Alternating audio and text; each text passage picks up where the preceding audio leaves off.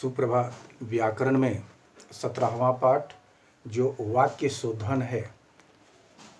वाक्य शोधन यानी वाक्य को शुद्ध करना। अशुद्ध वाक्य होता है बहुत सारा, उसको शुद्ध वाक्य आप लोग कैसे बनाइएगा। तो ये व्याकरण की दृष्टि से शुद्ध और अशुद्ध देखना है। तो भाषा सीखने का जो मुख्य उद्देश्य भाषा का शुद्ध प्रयोग करना अर्थात शुद्ध बोलना और शुद्ध लिखना होता है। यानी भाषा सीखने का मुख्य उद्देश्य तो यही होता है कि भाषा का शुद्ध प्रयोग किस प्रकार हो, शुद्ध किस प्रकार से बोलें, शुद्ध किस प्रकार से लिखें। वाक्य रचना व्याकरण के नियमों के अनुसार होनी चाहिए। वाक्य रचना यानी वाक्य यदि हम लोग बनाते हैं तो वाक्य व्याकरण के नियमों के आधार पर होना चाहिए, नियमों के अनुसार होनी चाहिए। वाक्यों में कई प्रकार की अशुद्धियाँ होती है। जैसे पहला दिया हुआ है कि लिंग संबंधी अशुद्धियाँ। जैसे हम लोग कहते हैं कि गाय खेत में चर रहा है, तो चर रहा है तो ये लिंग संबंधी जो है अशुद्धियाँ हैं। गाय जो है वो स्त्रीलिंग है, तो चर रहा है नहीं होगा। यहाँ क्रिया को भी चेंज करना है, क्रिया भी लिंग के अनुसार है। तो वहाँ पर चर रही है, गाय खेत में चर रही है। तो यदि कोई कहता है कि गाय खेत में चर रहा है तो ये अशुद्ध वाक्य हुआ, व्याकरण की दृष्टि से नहीं शुद्ध हुआ। इसको शुद्ध करते हैं कि क्रिया को भी स्त्रीलिंग हम लोग लगाएंगे, यानी चर रही है, गायें खेत में चर रही हैं। सुनीता ने रोटी खाया, सुनीता ने रोटी खाया, ये भी गलत अशुद्ध है। खाया, खाया जो है वो पुल्लिंग हो गया। तो यहाँ पर पुल्लिंग यदि लिखते हैं तो सुनीता जो है वो स्त्रीलिंग है और क्रिया जो है वह पुल्लिंग यदि है तो वह अशुद्ध वाक्य हुआ। इसको शुद्ध वाक्य कैसे लिखिएगा कि सुनीता ने रोटी खाई। तो ये लिंग के आधार पर हम लोग शुद्ध और अशुद्ध बनाते हैं। तो अशुद्ध जो है उसको व्याकरण के नियमों के अनुसार उसको होनी चाहिए। तो ये लिंग संबंधी अशुद्धियाँ हैं। दूसरा जो है वचन संबंधी अशुद्धियाँ। वचन जैसे एक वचन और बहुवचन, तो वचन संबंधी अशुद्धियाँ जो है जैसे उसका प्राण निकल गया, उसका प्राण निकल गया, उसका प्राण निकल गया, तो उसके प्राण निकल गए, निकल गए, गया नहीं, निकल गए। आंखों से आंसू बह रहा है, बह रहा है नहीं होगा, यहाँ वचन संबंधी। आंखों से आंसू बह रहा है नहीं होगा, ये अशुद्ध है। आंखों से आंसू बह रहे हैं। मैं आपका दर्शन करने आया हूं, मैं आपका दर्शन करने आया हूं, तो यहां पर आपका नहीं होगा, आपके। मैं आपके दर्शन करने आया हूं, मैं आपके दर्शन करने आया हूं। कुत्तों जोर जोर से भौंकता है, कुत्तों जोर जोर से भौंकता है, तो कुत्तों यहां पर नहीं होगा, कुत्ते जोर जोर से भौंकते हैं। तो ये वचन संबंधी अशुद्धियां को हम लोग शुद्ध किस प्रकार से बनाएंगे, ये आप लोग अभ्यास करते रहिए। तीसरा है कारक संबंधी।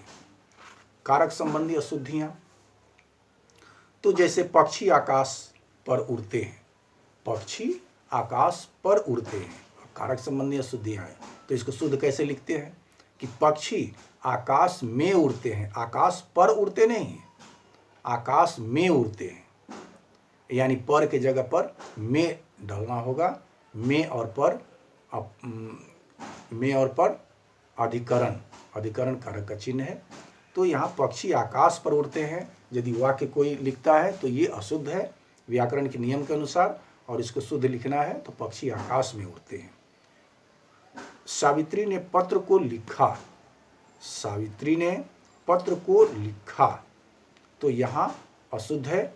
सावित्री ने पत्र लिखा, सावित्री ने पत्र लिखा। मेरे को अभी बाजार जाना है, तो मुझे अभी बाजार जाना है, मेरे को नहीं होगा, मुझे अभी बाजार जाना है। तो ये कारक संबंधी अशुद्धियां हैं। चौथा है सर्वनाम संबंधी अशुद्धियां। सर्वनाम संबंधी भी अशुद्धियां, जैसे मैं 3 भाई हूं, मैं 3 भाई हूं, तो मैं सर्वनाम जो है तो यहाँ मैं के जगह पर हम 3 भाई हैं, मैं की जगह पर हम हो गए, यानी हम 3 भाई हैं। भाई हूँ नहीं, मैं 3 भाई हूँ, ये नहीं होगा, ये गलत अशुद्ध है। हम 3 भाई हैं। तुम तुम्हारी पुस्तक पढ़ो, तुम्हारी पुस्तक पढ़ो, तो तुम्हारी नहीं होगा यहाँ, तुम अपनी पुस्तक पढ़ो, तुम्हारी पुस्तक नहीं, अपनी पुस्तक। तो ये भी सर्वनाम संबंधी अशुद्धियों को शुद्ध करना है। एक और है, तेरे को मना किया है, तेरे को मना किया है, तो तेरे नहीं होगा यहाँ पर, तुम्हें मना किया है, तुम्हें मना किया है। 5वां है विशेषण संबंधी अशुद्धियां। विशेषण संबंधी अशुद्धियां जैसे यह इतिहास घटना है, यह इतिहास घटना है, तो इतिहास घटना नहीं होगा, ऐतिहासिक घटना है। यह जो है ऐतिहासिक घटना है, तो यह इतिहास घटना है, ये अशुद्ध है, अशुद्ध वाक्य है। इसको शुद्ध वाक्य में आप लोग बनाइएगा कि यह ऐतिहासिक घटना है।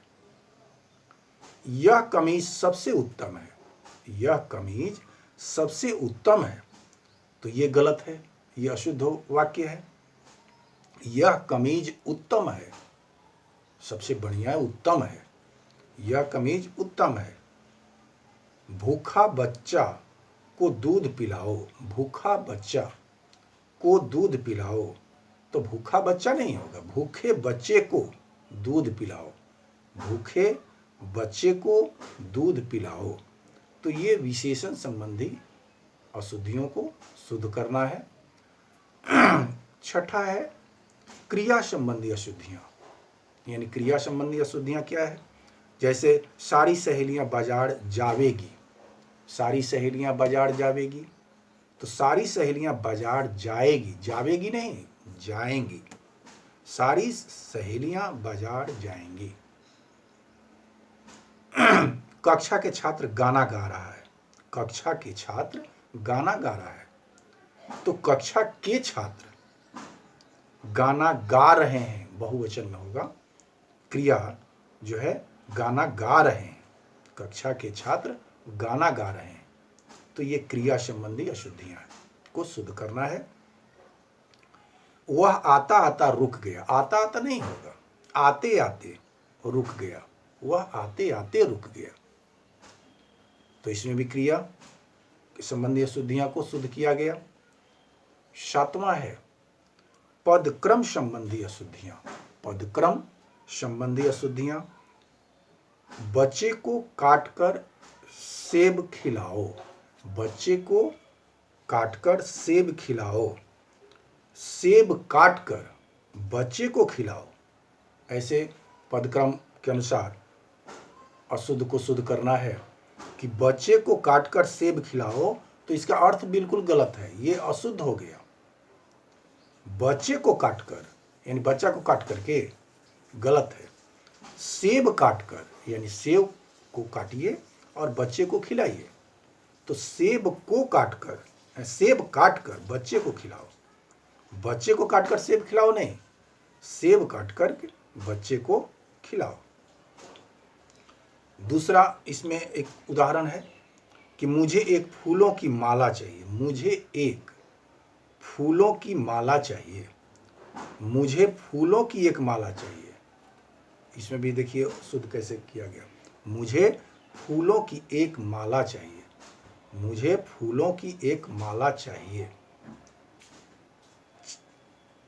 अगला उदाहरण, चीनी में दूध कम है, चीनी में दूध कम है, तो दूध में चीनी कम है, चीनी में दूध कम है, तो दूध में चीनी कम है, ये शुद्ध हुआ। चीनी में दूध कम है, ये अशुद्ध है, और दूध में चीनी कम है, ये शुद्ध हुआ। उसके बाद अन्य अशुद्धियां जो है, जैसे फसल नाश हो गई, फसल नाश हो गई, तो ये गलत है, अशुद्ध है, फसल नष्ट हो गई। मुझे ईश्वर पर आत्मविश्वास है, मुझे ईश्वर पर आत्मविश्वास है, तो मुझे ईश्वर पर विश्वास है, मुझे ईश्वर पर आत्मविश्वास है, ये गलत है, ये अशुद्ध है, मुझे ईश्वर पर विश्वास है। यह गहरी समस्या है, गहरी समस्या है, तो गहरी नहीं होगा, गंभीर समस्या है, यह गंभीर समस्या है, गहरी नहीं। क्या यह संभव हो सकता है? क्या यह संभव हो सकता है? क्या यह संभव है? क्या यह संभव है?